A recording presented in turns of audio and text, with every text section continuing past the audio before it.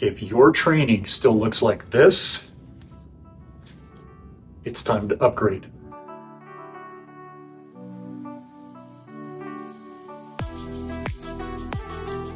Fighting is dynamic. The distance between you and your opponent is constantly changing. And if the only way that you know how to generate power is to be flat-footed and stand still, then your opponent gets to control the fight. Today I'm going to show you how to generate power from your rear cross while moving forward to close the distance. Generating power while moving has three components. 1, the footwork.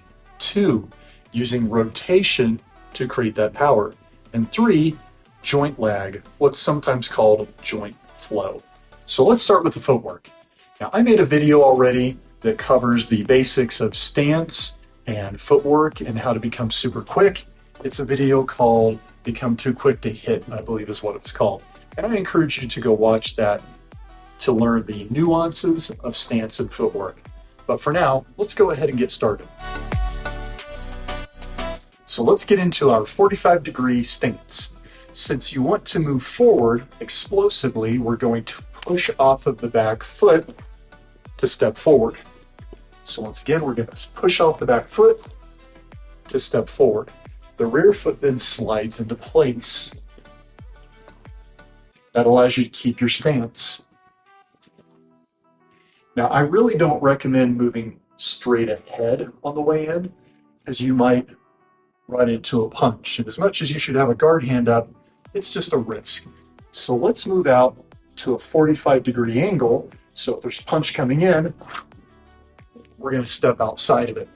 So what we're going to do now, step to a 45, slide the foot. Then we're going to move back. Step to a 45, slide the foot, move back. Let's throw a punch into it. In this sequence, step, slide, punch. Step, slide, punch.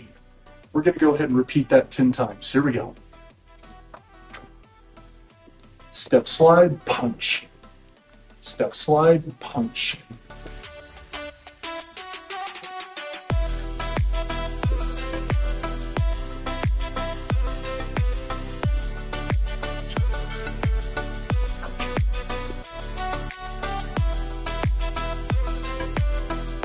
Now, rotation is the key to generating power in pretty much any sport that you can see, including in a punch.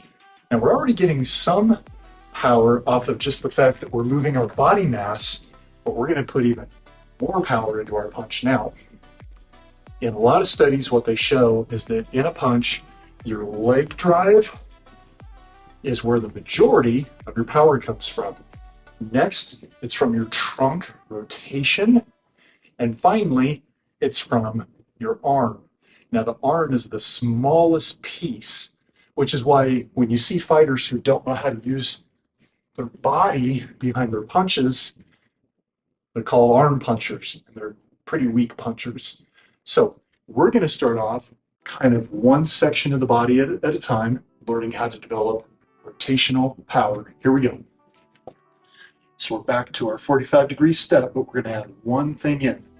We're going to step, slide, rotate the knee in, or drop it inwards, and then punch. Step, slide, drop the knee in, and punch. What you'll notice is that by dropping the knee in, the pelvis rotates and the trunk rotates. So we're getting rotation that comes up the body and then comes out through your palm or your fist. So here we go again. It's 4 steps. Step, slide, drop the knee, hit. Step, slide, drop the knee, hit. Okay, let's go up one level higher. We're going to come up to our pelvis. We're going to do 5 steps now. It's step, slide, rotate the knee, rotate the pelvis, hit. Step, slide, drop the knee, rotate the pelvis, hit. And you can see with each segment, we're getting more and more and more and more rotation so we can get more body weight behind the punch. So here we go again. Step, slide, drop the knee, rotate the pelvis further, hit. 1, 2, 3, 4, 5. One more time. 1, 2, 3, 4, 5. Okay, we're going to move into the last piece, which is getting the upper part of your trunk, your torso, involved in the motion.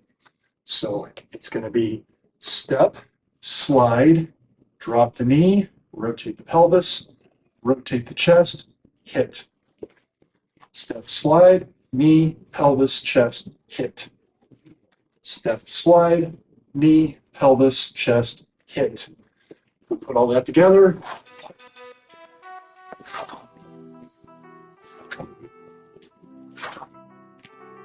Now we're getting rotational power behind our punch.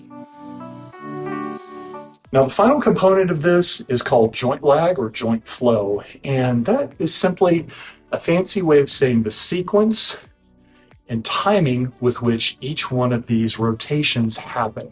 So for instance, let's say instead of going step, slide, knee, pelvis, chest, hit, what if we just did all those rotation things at the same time? What happens is we lose the power because we're not getting the stretch reflex of moving one joint at a time. When you rotate your knee in, what wants to happen? What does your pelvis want to do? It wants to rotate. We're purposefully holding that pelvis back until we get a bit of a stretch that makes it want to come forward. Then we're purposefully leaving our chest behind as we rotate our pelvis, which is creating some stretch through here, which makes your punch want to go. And then we're rotating the chest, leaving your fist or your palm behind until the last minute. That sequence creates that series of stretch reflexes, which is kind of the equivalent of pulling up a bowstring further and getting all of that elastic energy behind your punch. And it's simple. You see this in every sport. This is how batters hit the ball far. This is how pitchers throw the ball far. Something moves down below, it rotates low, it comes up through the pelvis, out through the chest, and finally out through the arm. And a punch is no different. Now, you might be asking yourself, how in the heck can I figure out the sequence and the timing to get that joint flow optimal? Well, I've been teaching this a long time, and here's what I'm going to tell you.